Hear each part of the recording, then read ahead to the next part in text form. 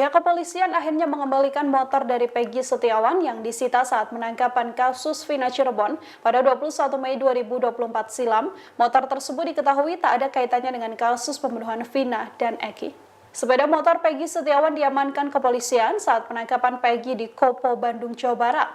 Sepeda motor warna biru ini diserahkan setelah tersangka kasus pembunuhan Vina Cirebon itu menjalani tes psikologi selama 6 jam lamanya di Mapolda, Jawa Barat pada Sabtu 8 Juni. Sepeda motor Peggy yang diserahkan adalah jenis Nuvo berwarna biru dengan nomor polisi Z6046. Saat dicek, rupanya di jok motor Peggy terdapat sebuah Al-Quran. Selain Al-Quran, Tony, pengacara dari Peggy, juga memaparkan bahwa di dalam jok motor ada pula 2 jaket berwarna coklat dan juga hitam. Selain itu, di keluarga juga menemukan barang pribadi milik Peggy lainnya di dalam jok motor, seperti baju hingga alat mandi. Tony RM mengaku pihaknya yang meminta agar motor Peggy dikembalikan karena tidak ada kaitannya dengan kasus pembunuhan Vina. Tony mengaku kini masih ada ponsel 2 saksi kasus Peggy, yakni Bondol dan Suparman, yang belum dikembalikan ke kepolisian. Quran. Tuh, lihat ada Qurannya di jok motor.